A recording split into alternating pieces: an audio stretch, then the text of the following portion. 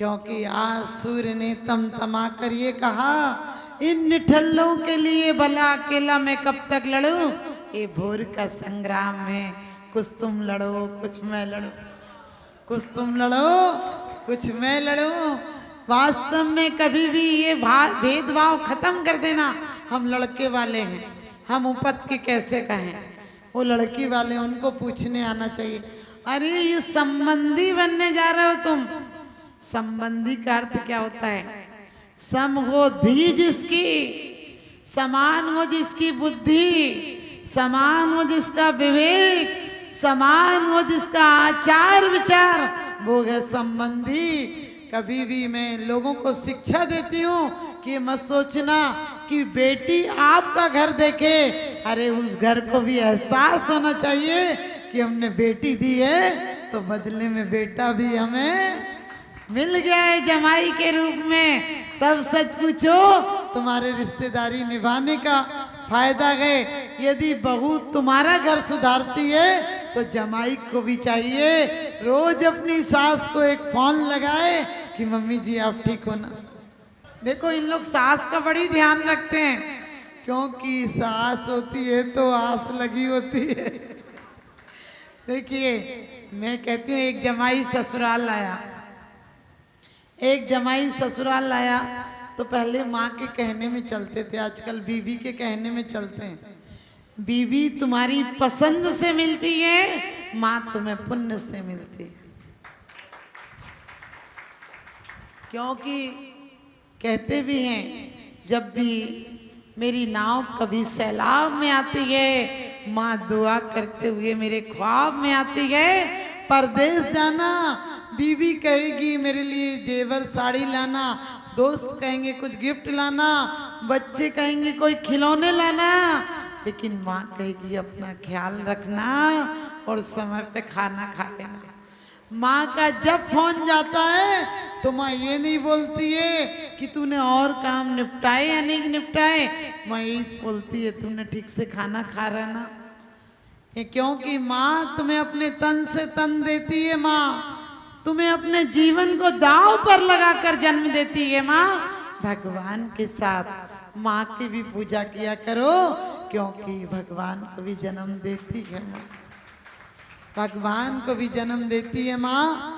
कभी कोई बच्चे किसी परिस्थिति बस अलग रहने लगे हों तो दिल से अलग मत होना, परिस्थितियों से अलग हो जाओ।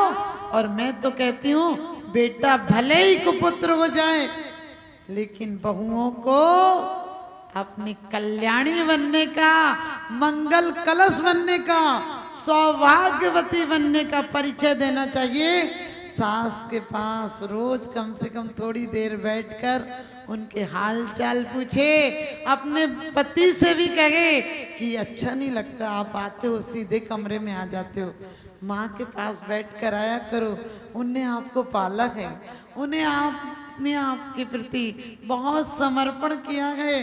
हम तो बाद में आए हैं, हमें तो उनकी जमी जमाई गृहस्थी मिली है। ध्यान रखना, कई बार बहुएं कहती मम्मी आपकी आपको चाहती नहीं। मैंने कहा उसने पत्थर पैदा नहीं किया, औलाद पैदा की।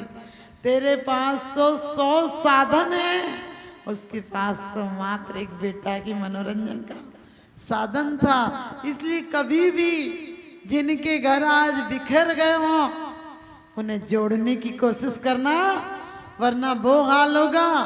एक बेटा बाप बच्चे को लेकर कहीं अपनी पत्नी के साथ क्लब में जा रहा था, और आजकल बहुओं को तो कहने की जरूरत ही नहीं होती, बेटा ही निपटा देता है, बेटा ही माँ से गलत बोल जाता है। मैं कहती हूँ जो बेटा गलत बोलते हैं उन माँ पर क्या गुजरती होगी, वो यही सोचती होगी अगर पैदा न तू होता तो मैं संतोष कर लेती, अगर पैदा न तू होता तो मैं संतोष कर लेती, दोष भगवान को देती, जरा सा रोष कर लेती, मगर बेटा तेरे रहते हुए मेरा अपमान हो जाए, रहे खामोश बेटा, यूं बहू कुछ भी तो कह जाए। बहुओं को चाहिए, वो हमारे यहाँ बहुत बड़ा दर्जा है औरत का। कई लोग कहते हैं औरत तो औरत है, मैंने कहा साइंस कहती है कि औरत में तुमसे ज्यादा शक्ति है। अब आपको लगेगा माता जी हमसे ज्यादा कहाँ शक्ति है इन लोगों में, क्योंकि तुम्हारी धारणा है। हमारा साइंस और विज्ञान इतिहास कहता है लड़ो तो मर्द है। आपने देखा खूब लड़ी मर्दानी, वो तो झांसी वाली रानी थी। लड़े तो खिताब बांटते हैं, लड़े तो पद्मश्री की उपाधि देते हैं, और पुरुष रोने लगे, कहने लगे क्या औरतों जैसा रो रहा है। यानी औरतों के अंदर इतना कलेजा है कि वो रोना जानती हैं। गांधी को किसी ने लिखा है माई मदर गांधी। तो ध्यान रखना ये माँ का कलेजा होता है, इसके अंदर संवेदनाएं होती हैं। लेकिन भारत का इतिहास पुरुषों ने बनाया, औरतों का दिल नहीं रखा दुनिया में, इसलिए आज इतने युद्ध हैं। यदि औरतों का दिल रखा होता तो नंदा सुनंदा ने भरत बाहुबली का युद्ध टाल दिया था। वो युद्ध शस्त्र से लड़े जाना था, लेकिन नंदा सुनंदा ने कहा था कि सेना तो चाहे भरत की हो बाहुबली की हो, लेकिन सेना तो ऋषभ देव की है ना। राजा की सेना है, भाइयों में बट गई तो क्या फर्क पड़ता है। इसलिए सेना उनकी नहीं मरना चाहिए। तुम आपसी दोनों बलिष्ठ हो, आपस में निर्णय कर लो कि कौन बलिष्ठ है। ध्यान रखना एक नहीं, मंदोदरी ने रावण को कितना समझाया था, इसलिए औरतों को मंत्री का दर्जा दिया गया है। और औरत को रंभा का, मंत्री का, बहुत सारे गुण हैं औरतों में।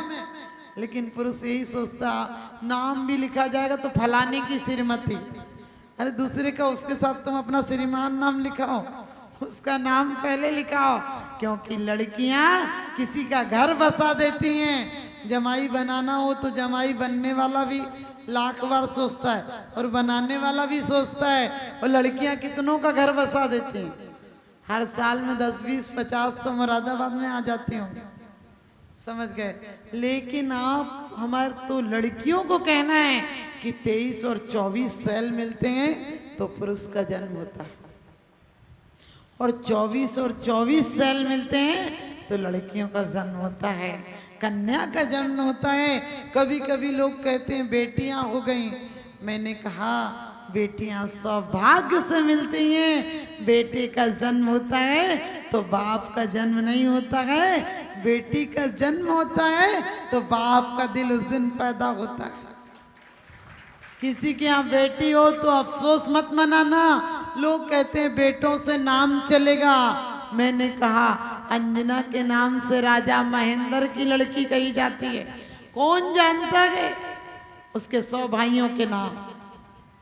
मंदोदरी के राजा पिता को, राजा मय को मंदोदरी के नाम से जाना जाता है।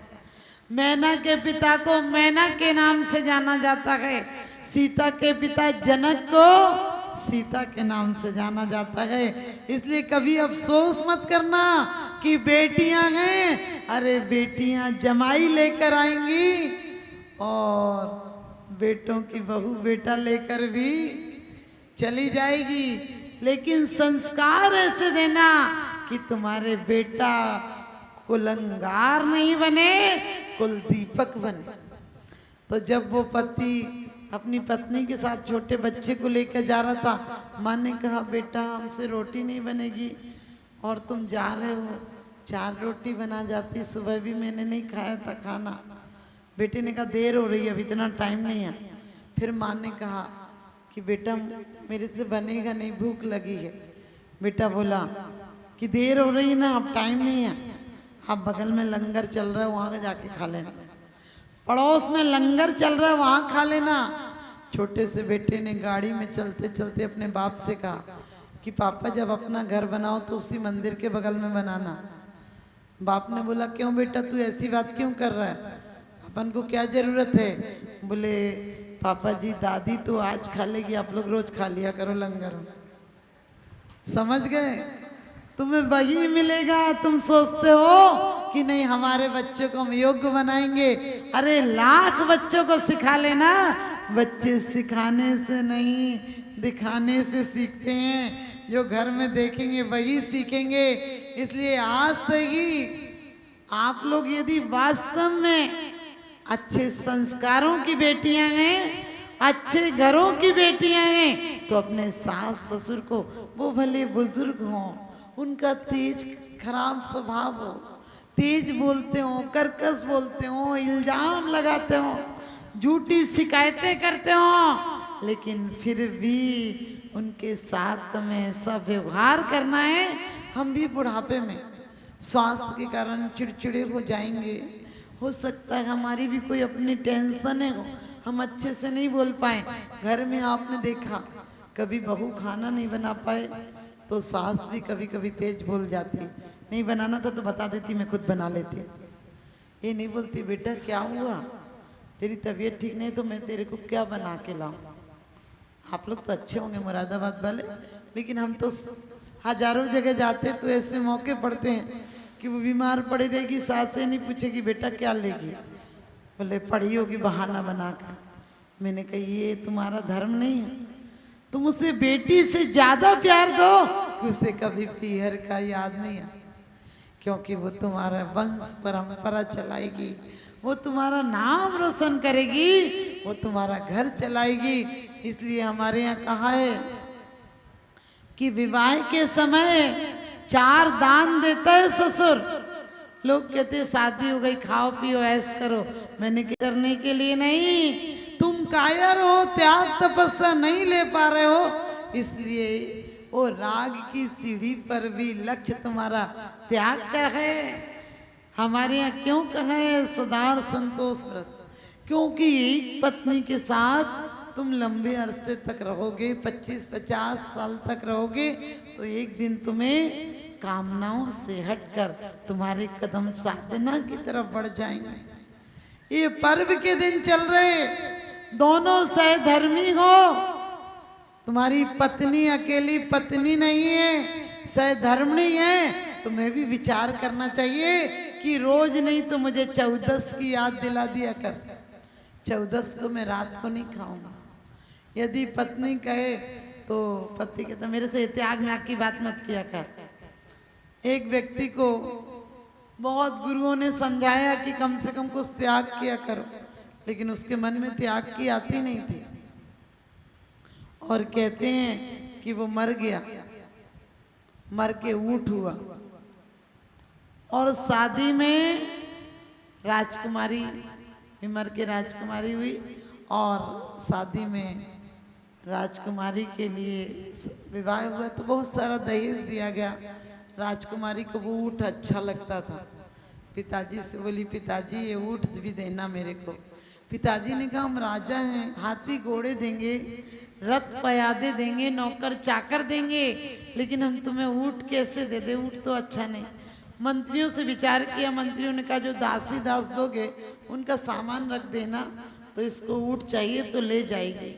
विदाई के समय सारे हाथी घोड़े आगे जहाँ लगाने थे सामान लद कर चलने लगे, लेकिन वो ऊँट नहीं चला, और ऊँट तो जितना जितना मारे उतना वो रोए चीखे, लेकिन वो चले नहीं। राजकुमारी को लोगों ने कहा वो ऊँट नहीं जाएगा। राजकुमारी बोली मेरे से चलता है, मैं उसे ले जाऊंगी, और राजकुमारी उससे गई, और राजकुमारी को वो इतना सिर पीट पीट के रो रहा था। राजकुमारी को भी ख्याल आ गया कि पूर्व जन्म में मेरा पति था, पूर्व जन्म में मेरा पति था, और मैं इसे समझाती थी कि कुछ धर्म कर्म कर लो, तो कहता था कि मैं तो तुम्हारा पल्ला पकड़ के चला जाऊंगा। लल्ला पल्ला पकड़ के कोई नहीं जाता है, जन्मे मरे अकेला चेतन, सुख दुख का भोगी, और किसी का क्या एक दिन यह देह जुदा होगी, कोई पल्ला पकड़ कर नहीं जाता। और उसने कहा मैं समझाती थी तो तुम्हें समझ में नहीं आता था, आप चुपचाप चलो वरना देखने को भी तरस जाओगे, वहाँ चलोगे तो देखने तो मिलूंगी।